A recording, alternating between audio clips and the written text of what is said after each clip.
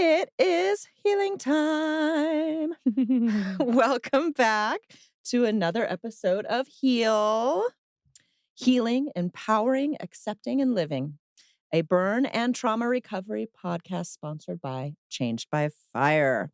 My name is Jen. I am a burn survivor and My name is Lori. I am a holistic trauma therapist, and I have been an advocate in the burn community for about 15 years. And I truly love working in any capacity with population with individuals like this lady right here. because we're awesome. Now we're just platforming on the "Everything is Awesome" song. I thought we Everything had is I thought we had a conversation about Oh, this. man. We've always got songs in our heads. Man, that we do. That we do. So last season was our first season of episode 6, which is about finding identity. We talked a little bit about, what is identity? What's that definition? What are all the different aspects of identity that make up and create ourselves? Mhm. We talked a little bit about what happens to your identity when big life changes happen, like an injury, like a trauma. We talked a little bit about how do we re-find ourselves again, building that sense of authentic identity. And we had our takeaway skills every time. So that love breaths to breathe back in a sense of love to your life, to Mhm. your environment, to the world around you. How have you used that skill? We would love to hear from you. As always, about your experiences. You can always reach us at www.changedbyfire.org. The second season of this episode, or I should say the second episode of this season, I know, We knew what you meant. sometimes I just flip things around. On finding identity, we are going to explore the inside stuff. The stuffing of what makes you you. So, are you ready to dig deep? Let's get healing.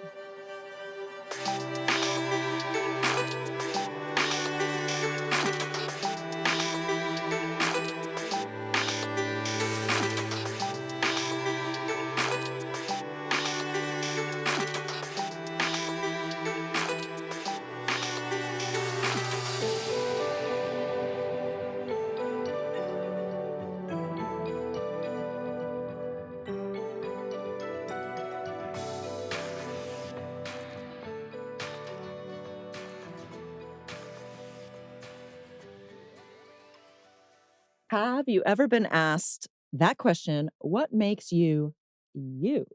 Mm-hmm. Or how do you define yourself? Often we might respond with some of our physical characteristics, what we do for work or school, or a favorite talent or hobby, or even a role we play like a parent, Mm-hmm. sibling, spouse, grandparent, important aspects of identity, but really surface level stuff, right? Mm-hmm. We are so much more than that. And I love that we're taking some time to really think and talk on this more. Because even Mhm. just in thinking about myself and introductions that I make and other introductions that I've heard, how often do we go to that surface level stuff? I'm a mom, I'm a Mhm. teacher, I'm a parent, I'm a grandparent, I'm a student. All surface level that don't really define what's going on in here. And today we're going to take an opportunity to really figure out a little bit more about what's in here. Where's this stuffing? What's going on there? And our identity development really revolves around a lot of internal processes as well. There is a lifelong process of building ourselves and who we are, Mhm. of defining, what are our beliefs? What are our values? Who are we? How do we fit in this world as ourselves and amongst others? And identity development is one of those things that has had so much research and study over the years. Like, Mm. if we look into realms of psychology, human development, social work, counseling, I think of all of the big names that I learned about in school: Eric Erickson, Jean Piaget, Abraham Maslow, John Bowlby. A lot of work and effort has been done into exploring and discovering how we work, what kind of builds us as human beings, which also tells us that there's a lot that really goes into our wiring Oh, yeah. of what builds our individual selves. I mean, it's from figuring out our basic needs, determining our likes, our dislikes, discovering, what we can do in this world, how we can affect ourselves and others around us, building a sense of attachment and connection and safety within ourselves and others. Identity work is always happening. So, our concept of our personal identity, especially particularly shifts around that teen, young adult years. There's actually a whole psychosocial stage, Eric Erickson's psychosocial stage of identity versus role confusion, which is what we go through in that adolescent, young adulthood, um, where we start really exploring and discovering who are we? Like, what do I align with? What makes me me? Culture, your social groups, your family dynamics, whether or not you're aligning to any particular sense of faith, your gender, your role models, your access to monies, to resources in life. All of these things and more can help shame and determine the identities we grow into. And such a variation. So, how would you maybe describe your identity development and kind of like that inner discovery of you, Jen? It's it's so interesting. I think about this a lot, thinking about who I am now, and Mhm. you ever sometimes think back to younger years and go, "Oh," because And w not like yourself? right, like, Oh, we're constantly no. Yes. Yes. yes, right? We're constantly evolving. It's almost like a snake that sheds its skin and then moves forward and sheds its skin. I feel like we go through that multiple times in our lifetime, when I think about who I was or who I thought I was or Mhm. when I was young, and then I think of now, I'm like, "Oh my god," like, it's when people say it was a lifetime ago, like, I think we Mhm. we live literal lifetimes in our lifetime. Yeah. 'Cause all of our cumulative experiences, relationships, traumas inform who we are. So And shift and change us internally. Like, uh-huh. because even if we look at those internal places, I think, like, if I look at myself as a child, I was very shy, very reserved, Mhm. very timid, very tentative with others. And I've, through different experiences that I've been in and how I've utilized and propelled what I've gone through in life, I'm probably a little bit more introverted than extroverted, but I have no difficulty holding on a conversation. I have a Yeah. pretty strong sense of who I am and what I want in this world. And I have some big beliefs about, what I feel is okay for me and what is not, Yeah. but 100% different than when I was like Oh, 5. absolutely. And while exciting, identity can be confusing. Mhm. When you start to question your beliefs with those of others around you, when your identity starts to sort of shift from societal or cultural norms, Mhm. when what you like or think about your experience doesn't match those of the others around you, we call that a And mismatch. that's those mismatches are hard too, especially if it's someone you really want to like get along with or be a part of. Yeah. And when they're different than you are in some way, shape, or form, especially internally, Yeah. that's just a different feel. Yeah. Yeah. When you have those mismatches in your system, it affects uh, at times how you connect with others as well Mhm. as yourself. You may get confused and start to question your own self individuation. Mhm. And that can lead to some pretty big mental health issues. Yeah. Anxiety, I mean, god, that's a huge one with people today, I think. I mean, It's like questioning. yeah, feeling like, "Oh my god, am I am I doing this right?" Right? Mhm. Sadness, depression, stress, relationship issues, Mhm. academic difficulties, and somatic complaints, uh, headaches, digestive issues, fatigue, Mhm. tension. Remember, our bodies and brains are meant to work together, and cognitive somatic connection is constantly underfoot Mhm. in our development. Yeah, our brain and bodies are always Uh-huh. working together. A lot of times under the radar Oh, too, yeah. because how many of us are aware when we get like those headaches or like those stomach aches? That's like, Yeah. oh, I've been getting teased or bullied the whole past week. Might those 2 be interrelated? Yeah. Maybe. Little self-awareness is necessary. If our inside parts, our self-identity formation, aren't matching some of the outside parts, the social circles, Mhm, cultural standards, beliefs, then we can experience a lot of disturbance and disconnection. mhm. And as human beings, we both have an innate need for safety and self-protection, as well as we're wired for connection. Mhm. And if our insides aren't connecting to the outsides, then there's this perception of Yeah. danger. I feel like that's really what happens when there's these mismatches. For example, if Yeah. you shift or change. Like, I'll just use the burn injury for an example. Like, you go through a big burn injury, Mhm. and that offsets kind of like how you can mobilize in life, how you see yourself in your body. So there's Mhm. this mismatch.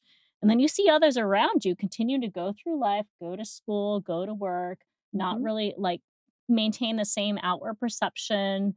There can be just this sense of, oh, that feels so different and it feels dangerous. It literally feels dangerous. And that can, I think, stop people and put them in like a fear cycle or Mhm. space and prevent them from moving forward. Hmm. And if we think about like in life, like where have been those places that you might have, and your burn injury, your recovery journey might be one of them, but I guarantee you there's probably others. How have you experienced this in your life? These mismatches. How have you learned about what really makes up that inner you? Meaning, like, how have you figured out Hmm. what are the things that I really value? What's that personality? What's that sense of self that I'm finding, that I'm discovering, that I'm leaning into? Yeah. And did you find out as you started becoming aware of it that it matches others around you or doesn't? Mm. Because life also is constantly those matches and those mismatches. Sometimes things match up with our friends and, like, oh, we have a similar sense of humor and we kind of like the same bands or the same music. But then that shifts and change. And when there's that mismatch, what do you do about that mismatch? I'm Yeah. thinking for me, like some things that I've found some mismatches in. Friends group probably has been a big one because I think when big situations in life happen, whether that be physical health, mental health, injuries, sometimes it's easier for people who don't know how to handle that to step away. Mhm. And that feels like a huge mismatch. Like, well, wait a minute, I thought that I had this person here for this support and this needs, and, oh, now they're not here anymore. And that's definitely an example of, okay, like, because I believe in a sense of kindness, how can I kindly support myself through that process? And how can I utilize words of kindness in naming that for what it is? And can we repair that mismatch? Mm. Or do I need to find like another kind of kind source of connection? Yeah. No, that makes sense, yeah. And and that happens in everyone's life where that person that maybe, pulls away from you for whatever reason, you might see them in 20 years and just the same love is there. We all have our needs as far as that Mhm. kind of connection that we keep with people or the level of connection. I have a lot of friends that I don't talk to them all the time, but when we get together 20 years later, we're just as loving and caring toward each other. But then there are other connections where you look at it and go, "Gosh, we really don't see eye to eye on this," or, "I feel like this is not a good situation for me," or, "It's toxic."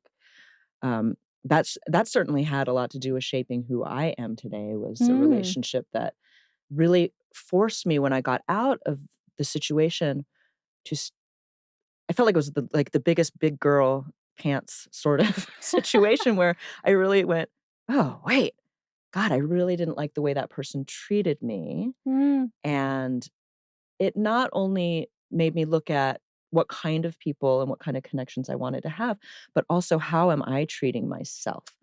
Not how Ooh. that person was treating me, how that person is treating others, how that person is going forward in their life with or without me, but how am how am I gonna take what I learned from that experience, apply it to myself, and move forward in life?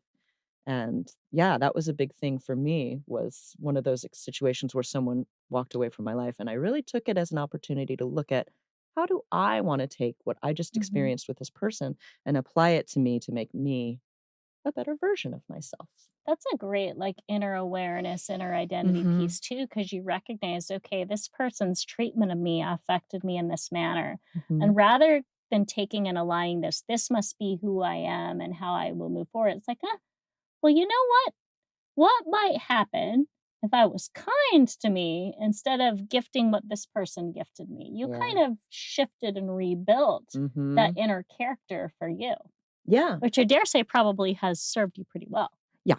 It served me pretty well. I think it was, stuff that was already in there. I mean, we're talking about identity, and there's some stuff that's just has been you forever, and Mhm. sometimes our experiences may, uh throw layers of other things on top of sort of that distilled you. Mhm. And I think that our experiences in life can really help us to clarify those best parts of us, Mhm. I feel And, like. like, sifting through the layers, because definitely I feel overall in society, there's this surface level layer of Yeah. identity that we go through, like the physically. I am like who or how I look like, or how Mhm. big or small I am, or how tall or short I am. And just so much revolves around the physical, around the surface, even around like our roles that we play. Sure. And a lot of times we don't really develop that clear sense of, what's my inner stuffing, what's going on in here until big life events happen, a relationship breakup, Mhm. a big injury, big accident, a big loss. Big injuries, traumas, life events affect how we appear and operate, but they also make us really aware of what's underneath that. So that can create, quite the trauma in like, oh my gosh, I lost myself. But remember it, losing that outer fur doesn't decrease the value and the presence of your inner stuffing. Mm-mm. And it's our inner stuffing that really makes us who we are. It makes us unique. It makes us love to ourselves and those around us. So, what did you experience? And this is probably a broad question, so I'm going to see if I can kind of narrow it down a little bit. In the context of your burn injury, Jen, Mhm. how did you kind of face the loss of some of that outer fur, you're human, outer skin, Ah. and start really recognizing and building your inner stuffing? So, like, what was that process like for you? Oh god. I think about this with other burn survivors too. Like, my my injuries are my legs and my axilla, which Mhm. is a fancy word for armpit, I learned in the hospital. It's so much prettier, axilla. Um, so for the most part, unseen by others, Mm. but it was certainly seen by me, Mhm. and it's really traumatizing in the hospital to see the skin that you have lived in your whole life completely. I mean, it looks pretty gnarly when it first happens, and then you've Mhm. got this long journey of healing, and even then, it's this long process of your skin changing and turning into different things, and I feel like it was just this really cool opportunity, almost like a spiritual awakening of Mm. how important is that outer stuff? How important is what we look like? How much do I look like these models on Instagram? How much do those models on Instagram look like themselves when we come down to it, right? So, True story. yeah, right? So it was a really good opportunity for me to really let go of that outer stuff that, maybe at a cocktail party, those are the things. This is what I do for work, this is Mhm. how short, tall, all those little outer things, and made me realize how who we are is really what Mm. shines from the inside to the out. So, I guess that was one of the bigger things that came out of becoming a burn survivor, and what I really try to instill in others about who you are. Have you ever seen someone who's, like, super good looking? Brad Pitt, Angelina Jolie, gorgeous, whatever, but then you get to know them and you're like, "Meh." Like See, that's a great example of the flip side of that is someone can yeah, have all of the external appearance of, "Oh my gosh, they're yeah, they're amazing," and, like, they have, amazing. like, this what looks like the best identity ever, and then you see that those inner parts of them with conversation with time, and it's like, Yeah, you actually are not that appealing."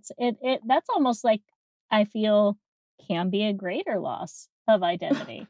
When yeah, you don't yeah, have because what carries you through on the day to day? yeah. What do you have to constantly look at over and over and kind of live by? That inner stuff. It's inner stuff, and guess Yeah. what? As we're walking through life, we don't have a mirror in front of us the whole time going, "Oh, look, it's me going through life." We only see what's in front of us. Mhm. We're not looking at ourselves. Our self is in here, and Mhm. we can present that to the world, what's inside. So, yeah, let's not worry so much about what's on the outside, the stuffing, as you Mhm. say.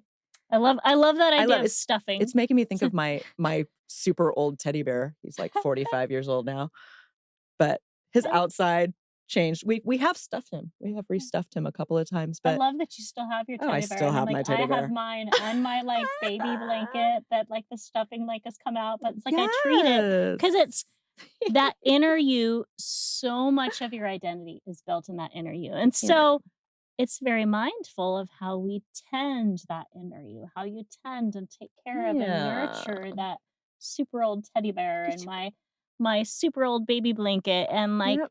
take care of that in spite of and above any of the outer stuff going on. Yeah. It's recognizing the value of that inner, and there's a really cool exercise, that I found in doing a little work around this episode, and I really like to have a lot of thought and intention on what we talk about and what could be helpful, and Jen and I have spoke quite a bit about what can be helpful in sharing with the burn community with trauma healing, and there sometimes I look at different counselors that are out there, different psychologists, specialists in the variety of healing fields, and Dr. Gottman, which some of you may have heard of, he's a psychologist that has done a lot with relationships and counseling and healing. And he has a fabulous exercise really to explore just the sense of self. And so I wanted to share just a little bit about it because I feel it also can be just very applicable in learning more about your inner stuffing.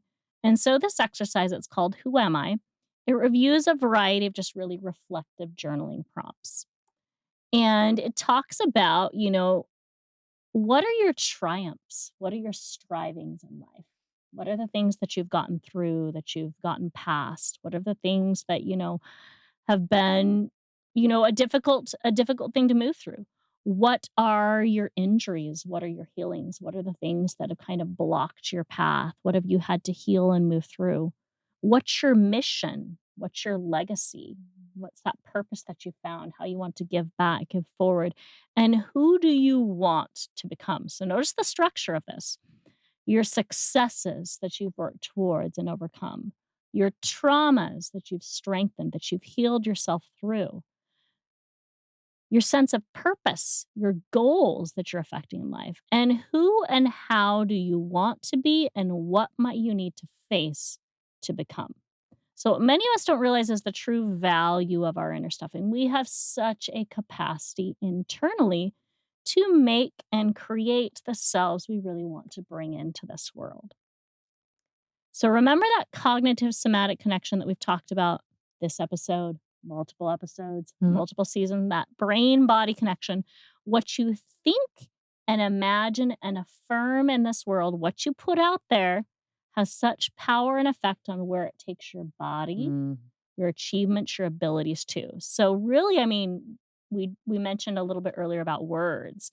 Words, what are you telling yourself? Because your words have an affect on what you're taking Mhm. in. What are you dreaming for? And can we help you think it towards being it? Can we Yes. move your shoulds, which are really damaging words, Mhm. because shoulds almost propel us towards our failures, and shoulds often don't come from us. How can we make your shoulds more coulds or cans? How can you move from critiquing to more noticing, being aware of? How Mm. can you move from good or bad, probably two of the most words that I really dislike, Uh-huh. towards helpful or hurtful? That's awesome. Yeah, and you may have some external injuries, loss of skin, muscle. Some of us even have lost bones and limbs. Mhm. But there is so much more that you are on the inside, you know? It's your packaging. Well, and it's like I always you've say been it's through our so much of vessel. that, like Yeah. the growing and the gaining. Because what you Mhm. described just before was like, okay, I recognize all of this happened to me and I looked different. Mhm. And what did I choose to do with this? Well, like this didn't change on the inside. Yeah. And how can I utilize this different to greater connect and show and share and support others in moving through? Yeah, absolutely. Be able to just use it as this opportunity to get to know yourself, to really understand that we are so much more. We are so much more than what's on the outside. And what are you going to focus on and build? what you lost Mm, or what you have the capacity to grow and gain. yeah. So That much of our focus too, because remember what our brain focuses on, that's what we become more aware of, we can attend to and we can take in. Yes. So are you focusing on the losses more or on Mhm. the gains more? Are you focusing on the external? Are you focused on the internal? How can we kind of balance that level of focusing and bring in what we might need, what we might want to go, the real you? Yeah, yeah, we need to step out of that negative talk. It's like the only way out is through. Well, I think that stepping out of it doesn't mean, okay, don't feel the feelings. Right. It is 100% valid and okay to be sad, Mhm. angry, disappointed, upset, all the feels surrounding what happened to you. Absolutely. But when you stay stuck in that Mhm. process Yeah.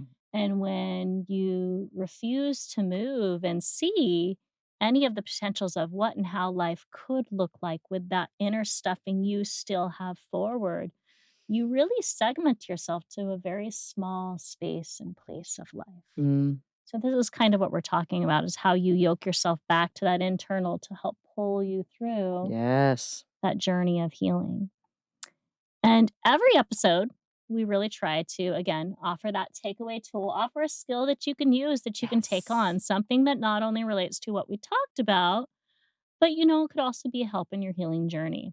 And today we're going to do a tool called the I am exercise. I like Ooh. that because it involves a little bit of dramatic, a little bit of creativity, which again, okay, so that means we're using our left brain and our right brain together. So more of that whole sense of self.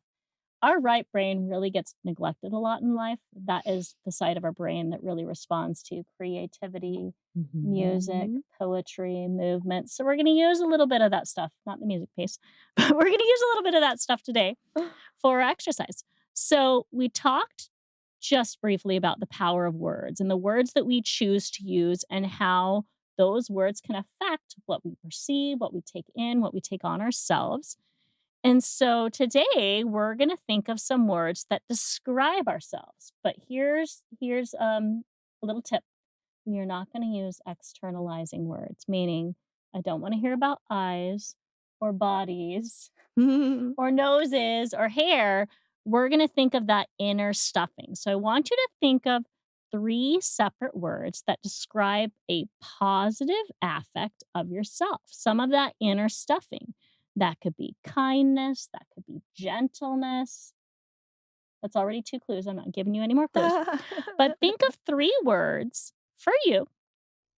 And I'm going to give you a little bit of time to think on them because this is probably something that you can do in real time with us, which how fun would that be? That is fun. Mhm. Can we use potential words? Like words we would like to be? Oh, you can totally make up words. Ah, me That I great. like making up words too. So, and what we're gonna do is we're gonna make it into a bit of a poem. So you're gonna have your Mm. name Mhm. and then your three words and then your name. So I'm gonna give you an idea and I want you to notice how you speak. A soft and gentle tone is a very kind take in of your system. Our system responds very well to breath, to sound, to gentleness. So for me, I'm gonna do Lori, kind, warm, real. Lori. And just Hmm. like in hearing that for myself, it's kind of interesting. I notice, huh, like that hits really nicely in my heart space. That is What would you nice. say for you, Jen? We're gonna share a word. Ooh. Jen, kind, thoughtful, Mm. energetic. Jen, I love does that it. work? It does work. I did it. Now we're going to take it one step more. So remember, I talked about creativity, movement that can access that right brain potential. I want you to think of a body movement for each of the positive little character traits that you shared, each of those pieces of internal stuffing. So, and then you're going to state your poem again with the body movement. So I do Lori, kind, warm, real. Lori. Ooh.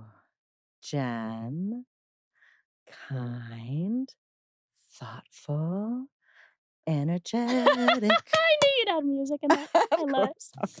And then you can even, this is again something you can explore because notice the body tone this is creating right now. Both of us are probably a little bit more relaxed. There's a Mhm. little bit more lightness. There's a little bit more connection with ourselves. Yeah. You can play around with it and even take out the verbal from it. Again, as human beings in our cultures, we are very top heavy.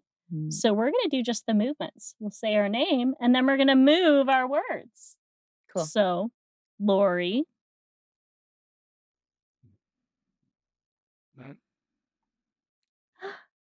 Jen. It's funny, the people listening don't get to see how fantastic we're looking doing our then they movements. just got to, sign on to our Come on to YouTube. YouTube, you Yeah, come guys. on to our YouTube platform. There's so much more here. There's You so get much all the more. expressions. You get the real inner Oh, stuffing. man. All right. That was awesome. Mhm. I feel groovy. Do you feel groovy? I do. My inner stuffing is just really aligning well right now. Oh my goodness. All right, you guys. Well, Change by Fire is a 501(c)(3) nonprofit that is committed to helping burn survivors and their families cope and thrive through the burn injury and healing process emotionally, socially, mentally, and physically. We Mhm. provide connection and community via alternative healing modalities, including, and we keep adding to this list, but some of them are yoga, scar massage, meditation, hypnotherapy, breath work, and more. You are more than Mhm. your scars. Lori, would you like to tell us about our upcoming fundraiser? Sure. So we're actually going to have our first fundraiser for Change by Fire.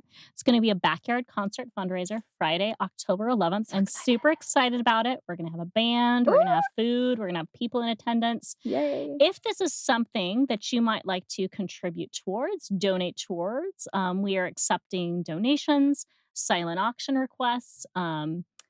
If you want to share your story, if you're a burn survivor family member, you want to share your story of healing, we're really just trying to platform just awareness and needs of supports and resources and healing. And all these monies are going to go towards alternative healing supports events, connection opportunities for burn survivors. So we're super excited about this. If this is something you're interested in, and or you have ideas for our show or anything else that you might want to contribute to allow us to continue really just augmenting this platform as a healing resource, Yeah. www.changebyfire.org.